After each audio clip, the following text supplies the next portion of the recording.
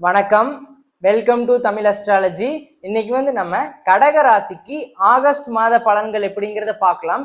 முதல் வேலை, தொழில், வருமானம் இதெல்லாம் எப்படி இருக்குன்னு பார்த்துட்டோம்னா, கடகராசி என்பர்களே, இந்த ஆகஸ்ட் மாதத்துல உங்களுக்கு 10ஆம் அதிபதி யார் அப்படின்னா செவ்வாய் பகவான். அவர் உங்களுக்கு 3ஆம் வீட்டுல இருக்கிறாரு. தேர்ட் ஹவுஸ்ல அவர் இருக்கிறாரு. அவர் தான் உங்களுக்கான வேலை, தொழில் கொடுக்கக்கூடிய கிரகமா இருக்கிறதுனால, அவர் 3ஆம் இடத்துல இருக்கிறதுனால நீங்க முயற்சியே கைவிட வேண்டாம். ஏன்னா தேர்ட் ஹவுஸ் அப்படின்னா அந்த முயற்சி, எஃபோர்ட்ஸ் அப்படிம்பாங்க. சோ உங்களுக்கு அந்த அளவுக்கு ஒரு சூப்பரான மாதம் நான் சொல்ல மாட்டேன். பட் நீங்க முயற்சியை கைவிட வேண்டாம். நீங்க திருப்பி திருப்பி ட்ரை பண்ணுங்க. வேலை இல்லாத நபர்களா இருந்தா நீங்க இன்டர்வியூ அப்ளை பண்ணுங்க, இன்டர்வியூ அட்டன் பண்ணுங்க, அதே மாதிரி திருப்பி ரிப்பீட் பண்ணுங்க. அதாவது நீங்க ஒரு வேலைக்கு அப்ளை பண்ணுங்க, இன்டர்வியூ அட்டன் பண்ணுங்க, திருப்பி ரிப்பீட் பண்ணுங்க. இப்படி பண்ணுங்க. ஏன்னா நிறைய பேர்த்துக்கு உங்களுக்கு கொஞ்சம் ஒரு மாடரேட்டான பலன்கள் தான் இருக்கிறதுனால முயற்சி செஞ்சுட்டே இருங்க. சில பேர்த்துக்கு அவங்களோட ஜாதகத்துல சுய தசா புத்தி நல்லா இருந்துச்சு அப்படின்னா அவங்களுக்கு சில தொலை தூரத்துல வேலை கிடைக்கக்கூடிய வாய்ப்புகள் இருக்குது. அது சில பேர்த்துக்கு மட்டும்தான். சோ திருப்பி திருப்பி முயற்சி பண்ணுங்க, முயற்சியை கைவிட வேண்டாம் அப்படின்னு சொல்லிட்டேன். அடுத்து வேலையில இருக்கிற நபர்களா இருந்தா எப்படி இருக்கலாம்னா, ஒர்க் ப்ரெஷர் அதிகமா இருக்கும், மன அழுத்தம் அதிகமா இருக்கும், தேவையில்லாத வீண் வாக்குவாதங்கள் உங்களுக்கும் உங்களோட சீனியர் அபிஷியல்ஸ் மேல் அதிகாரிகளோட அவங்களுக்கும் வாக்குவாதங்கள் அதிகமா வர்றதுனால கொஞ்சம் பார்த்து பக்குவமா பேசிக்கோங்க. நீங்க சொல்றீங்களோ அதை உங்களால செஞ்சு கொடுக்க முடியாத மாதிரி ஒரு சூழ்நிலைக்குள்ள போயிடும். அந்த டெட்லைன் அப்படின்னா அந்த டெட்லைனை தாண்டி முடிக்கிற மாதிரி போயிடும். ஸோ அந்த விஷயத்துல கொஞ்சம் கேர்ஃபுல்லா நீங்க சொன்ன வார்த்தையை காப்பாத்துறதுக்கு மோஸ்ட்லி ட்ரை பண்ணுங்க. ரொம்ப கோவப்பட வேண்டாம். உங்களோட மேனேஜர், உங்களை சுத்தி இருக்கிற நபர்கள் எல்லாத்துக்கிட்டையுமே கொஞ்சம் அன்பா நடந்துக்கிறது ரொம்ப நல்லது. பட் இந்த டைம்ல கொஞ்சம் இரிட்டேஷன், ஒர்க் ப்ரெஷர் அதிகமா இருக்கும், மன அழுத்தம் அதிகமா இருக்கும், வேலை பளு அதிகமா இருக்கும்னு சொல்லிட்டு அதையும் பார்த்துக்கோங்க. அதே மாதிரி தொழில் செய்யற நபர்களா இருந்தா கடகராசி அன்பர்கள், உங்களுக்கு நான் என்ன சொல்ல வரேன்னா, சனி உங்களுக்கு சாதகமா இருக்கிறாரு. சனி பகவான் உங்களுக்கு 9ஆம் இடத்துல வக்ரம் அடைஞ்சிருக்கிறது உங்களுக்கு சாதகமான ஒரு விஷயம்தான். ஆனால் உங்களுக்கு 12ஆம் இடத்துல உங்களுக்கு சுக்கிரன், குரு பகவான் இவங்க 2 பேருமே 12ஆம் இடத்துல இருக்கிறதுனால உங்களுக்கு நிறைய விரயங்கள் கொஞ்சம் ஆகும். வருமானத்துல சில பல தடைகள் இருக்கும். கொஞ்சம் பார்த்து பிசினஸ் ஓரளவுக்கு மாடரேட்டா தான் போகும். அப்போ கடகராசி என்பர்கள் கொஞ்சம் கேர்ஃபுல்லா வேலை, தொழில் இந்த மாதிரி விஷயத்துல கொஞ்சம் கேர்ஃபுல்லா இருக்கிறது, ஒவ்வொரு படியும் பார்த்து அடி எடுத்து வைக்கிறது ரொம்ப நல்லது. அடுத்து பொருளாதாரம் எப்படி இருக்குன்னு பார்த்துட்டோம்னா உங்களுக்கு 2ஆம் இடத்துல கேது பகவான் இருக்கிறதுனால யாருக்காச்சும் ப்ரொமோஷன் கிடைக்கிறதா இருந்தாலும் சரி, கொடுத்த காசு வரதா இருந்தாலும் சரி, கொஞ்சம் தடைபடலாம் அப்படின்னே சொல்லலாம். அதே மாதிரி நிறைய செலவுகள் ஏற்படுறதுனால சுப செலவுகளை ஏற்படுத்திக்கோங்க. ஏன்னா 12ஆம் இடத்துல சுக்கிர பகவான், குரு பகவான் சுப கிரகங்கள் இருக்கிறதுனால சுப காரியங்களுக்கு நீங்க செலவுகள் பண்ணலாம். அதாவது வீடு கட்டுறதுக்கு, இல்ல வீடு, மனை, வண்டி, வாகனம், சொத்து பத்து வாங்குறதுக்கு, இந்த மாதிரி சுப காரியங்களுக்கு நீங்க செலவு பண்ணிக்கிறது ரொம்ப நல்லது. ஆனா வீண் விரயங்கள் ஏற்படும். அதை சுப விரயமா ஏற்படுத்திக்கிறது அது உங்களோட புத்திசாலித்தனம் அப்படின்னு சொல்லிட்டேன். அடுத்து ஃபேமிலி, மேரேஜ், ரிலேஷன்ஷிப் இதெல்லாம் எப்படி போகும் பார்த்துட்டோம்னா, உங்களுக்கு 2ஆம் இடத்துல கேது பகவான் இருக்கிறாரு.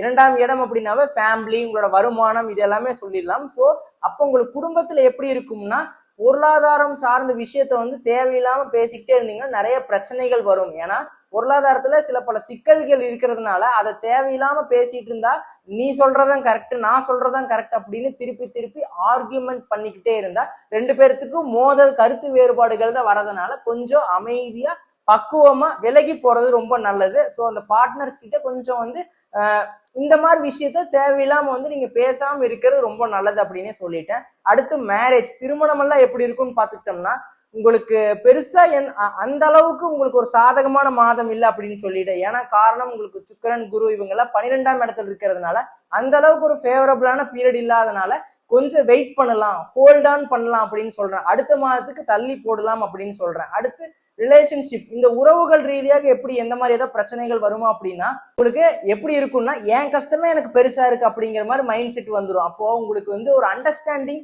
ஒரு புரிதல் வேணும். ஏன்னா எல்லாத்துக்குமே இந்த ப்ரெஷர் இருக்கதான் செய்யும். பொருளாதாரத்திலையும் உங்களுக்கு கொஞ்சம் நெருக்கடிகள் இந்த ஆகஸ்ட் மாதம் இருக்கு, வேலை ரீதியாகவும் இருக்கு, கொஞ்சம் மனம் ரீதியாகவும் இருக்கிறதுனால அந்த ஒரு ஒரு டிப்ரெஷன் அதிகமா இருந்துகிட்டே இருக்கும். ஸோ அதனால ரிலேஷன்ஷிப்ல ஏதாச்சும் அஃபெக்ட் பண்ணுமானா கொஞ்சம் உங்களுக்கு அந்த டைம் கிடைக்காது. ஸோ ஒரு அண்டர்ஸ்டாண்ட் பண்ணி ஒரு ஒரு புரிதலுக்குள்ள வந்துட்டு அதுக்கப்புறம் ஒரு பேச்சுவார்த்தைக்குள்ள பண்றது நல்லது. இல்லைன்னா நீ என்ன அண்டர்ஸ்டாண்ட் பண்ணிக்க முடியல அப்படிங்கிற மாதிரி ஒரு வாக்குவாதங்கள் ஏற்படும். அதனால கொஞ்சம் கேர்ஃபுல்லா இருந்துக்கிறது நல்லது. ஏன்னா சூரியன் உங்களுக்கு ஆகஸ்ட் 16ஆம் தேதிக்கு அப்புறம் வந்து உங்களுக்கு 2ஆம் இடத்துக்கு பயிற்சி ஆயிடுவார். அப்போ சூரியன் கேது சேர்ந்து உங்களுக்கு 2ஆம் இடத்துல இருக்கிறதுனால நீங்க என்ன பேசுறீங்களோ அது மட்டும்தான் பிரச்சனையாகும். வாயை திறந்தாலே பிரச்சனை தான் ஆகும். அதனால இந்த மாதத்தை நான் இவ்வளவு நெகட்டிவா சொல்லல. இருக்கிற எந்தெந்த விஷயத்துல என்னென்ன பிரச்சனைகள் வருமோ அதுல இருந்து கேர்ஃபுல்லா இருந்துக்கலாம். அப்ப நம்ம பேசுறதுனாலதான் பிரச்சனை அப்படின்னா அந்த மாதிரி விஷயத்த கொஞ்சம் நீங்க தள்ளி போடலாம். தேவையில்லாம வீண் ஆர்குமெண்ட் வளர்த்திக்க வேண்டாம். நீங்க அமைதியா அந்த இடத்துல கடந்து வர்றது ரொம்ப நல்லது அப்படின்னு சொல்லிட்டேன். சோ குடும்பத்திலேயே இருந்தாலும் சரி, திருமணமா இருந்தாலும் சரி, எல்லாத்துலயுமே பொறுமையை கையாளுறது ரொம்ப நல்லது. அடுத்து மாணவர்களுக்கு உங்களுக்கெல்லாம் எப்படி இருக்கும்னு பாத்துட்டோம்னா, சூரியன் குரு அவங்க எல்லாமே உங்களோட ஜென்ம ராசியிலே இருக்கிறதுனால முதல் 15 நாள் முதல் 15 டு உங்களுக்கு முதல் பாதி ஆகஸ்டோட முதல் 1ஆம் தேதியில இருந்து 16ஆம் தேதி வரைக்கும் ரொம்ப அற்புதமா இருக்குது. அந்த டைம்குள்ள நீங்க என்ன முயற்சி செஞ்சால் அது உங்களுக்கு கண்டிப்பா வெற்றி அடையும். அதுக்கப்புறம் நீங்க ட்ரை பண்ணீங்கன்னா உங்களுக்கு 2ஆம் இடத்துக்கு உங்களுக்கு சூரிய பகவான் பயிற்சி ஆயிடுறாரு. அதனால உங்களுக்கு எப்படி இருக்கும் பார்த்துட்டோம்னா சூரியன் கேதுவோட காம்பினேஷன் இருக்கிறதுனால ஒரு கன்ஃபியூஷன்ஸ் இருந்துகிட்டே இருக்கும். அதனால ஆகஸ்டோட பிற்பகுதியில எந்த ஒரு பெரிய முயற்சிகள் எடுக்க வேண்டாம், பெரிய டிசிஷன் எடுக்க வேண்டாம். அப்ப நான் மாணவிகளுக்கு என்ன சொல்ல வரேன்னா, நீங்க என்ன நினைக்கிறீங்களோ உங்களோட ப்ரிப்பரேஷன்ஸ் உங்களோட எஃபோர்ட்ஸ் மட்டும்தான் கை கொடுக்கும். மற்றவங்களை யாரையுமே நம்பாதீங்க. நீங்க கரெக்டா பிளான் பண்ணி உங்களுக்கு கரெக்டா உங்களோட கோல்ஸ் என்னமோ அதை நோக்கி மட்டும் நீங்க ஃபாலோ பண்ணுங்க. கண்டிப்பா ஜெயிச்சிடலாம். முதல் 16 நாளை நீங்க கரெக்டா பயன்படுத்திக்கிட்டு உங்களோட வாழ்க்கையில வெற்றி அடையலாம். ஏதோ ஒரு எக்ஸாம்ஸ், ஒரு காம்படிட்டிவ் எக்ஸாம்ஸ் இதெல்லாமே முதல் 16 நாளுக்குள்ள வந்துச்சுன்னா அது உங்களுக்கு கண்டிப்பா ஒரு யோகமான ஒரு காலகட்டமா இருக்கும். அதுக்கப்புறம் வந்துச்சுன்னா கொஞ்சம் கடினமான ஒரு காலகட்டமா இருக்கும் அப்படின்னு சொல்றேன். அதையும் நீங்க நோட் பண்ணிக்கோங்க. அடுத்து பெண்களுக்குன்னு எடுத்துக்கிட்டோம்னா, பெண்களுக்கு பெருசா இந்த மாதத்துல எந்த ஒரு முன்னேற்றமுமே இல்லை. ஏன்னா பொருளாதாரத்திலயும் ஒரு நெருக்கடி, அதே மாதிரி குடும்பத்திலும் தேவையில்லாத சங்கடங்கள், வீண் வாக்குவாதங்கள் வந்துட்டே இருக்கிறதுனால, பொருளாதாரத்திலயும் ஒரு ப்ராப்ளம் இருக்கிறதுனால மன அழுத்தமும் இருக்கதான் செய்யும். ஸோ அதனால இந்த டைம்ல நீங்க என்ன பண்ணுங்கன்னா, மைண்டை ரிலாக்ஸா வச்சுக்கோங்க. சுபகாரியங்கள் கண்டிப்பா நடக்கும் அப்படின்னே சொல்லலாம். உங்களுக்கு பொருளாதாரத்துல கொஞ்சம் தடைகள் இருந்தாலுமே நிறைய விரயங்கள் ஏற்படும். அந்த விரயத்தை நீங்க எப்படி எடுத்துக்கலாம் அப்படின்னா, சுப விரயங்களை ஏற்படுத்திக்கலாம். ஏதாவது வீட்டுக்கு தேவையான பொருட்கள் வாங்குறது, இல்ல டூர் டிராவல் பண்றது. ஏன்னா உங்களுக்கு 12ஆம் இடத்துல சுக்கிரன் குரு பகவான் 12ஆம் இடத்துல இருக்கிறதுனால வெளியில எங்கேயாச்சும் டிராவல் பண்ணிட்டு வரலாம். அதே மாதிரி வீட்டுக்கு தேவையான பொருட்கள் வாங்கலாம். இல்ல எந்த ஒரு சுபகாரியங்களா இருந்தாலும் அதை ஏற்படுத்திக்கிறதுக்கு நல்லதா இருக்கோ தவிர வேற எந்த ஒரு பாசிட்டிவான சேஞ்சஸ் இல்லை. ஸோ இதை மட்டும் நீங்க பாத்துக்கோங்க.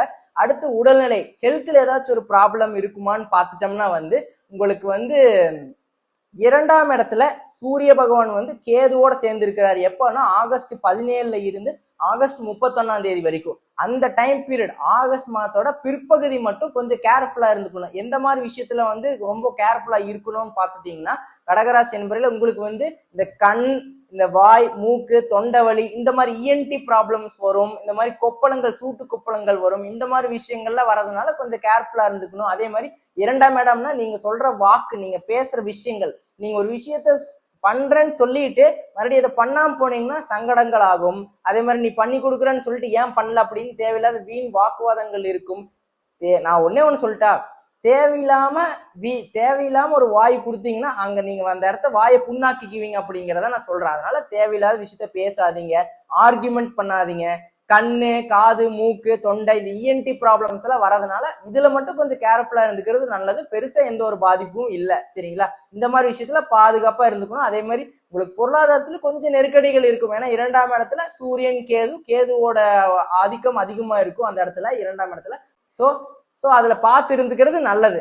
அடுத்து சீனியர் சிட்டிசன்ஸ்க்கு நான் என்ன நான் ப்ரிஃபர் பண்ணுவேன் அப்படின்னு பார்த்துட்டோம்னா, உங்களுக்கு பெருசா எந்த ஒரு மூமெண்ட் எடுக்காதீங்க. உங்களுக்கு டூர், ட்ரிப்பு, புனித யாத்திரைகள் போலாம். இந்த மாதிரி கோயில் குளங்களுக்கு போயிட்டு வரலாம். இதெல்லாம் நல்லா இருக்கு. ஏதோ செலவுகள் பண்ணணும், சுப காரியங்களுக்காக செலவு பண்ணணும், அதெல்லாம் பண்ணலாம். ஏதோ ஒரு வீட்டை டெக்கரேஷன் பண்ணணும், வீட்டை மறுபடியும் உங்களுக்கு ரீபில்டிங் பண்ணணும், திருப்பி உங்களுக்கு ஏதாச்சும் ஒரு டெக்கரேஷன் பண்ணணும், அதெல்லாமே நல்லா இருக்கு. வீடு வேற பக்கம் ஏதாச்சும் ஒரு சேஞ்ச் பண்ணணும், எல்லாமே நல்லா இருக்கு. ஒரு வீடு கட்டணும், அதெல்லாமே சூப்பரா இருக்கு. பட் உங்களுக்கு சுபவிரயங்கள் தான் நிறைய இருக்கு.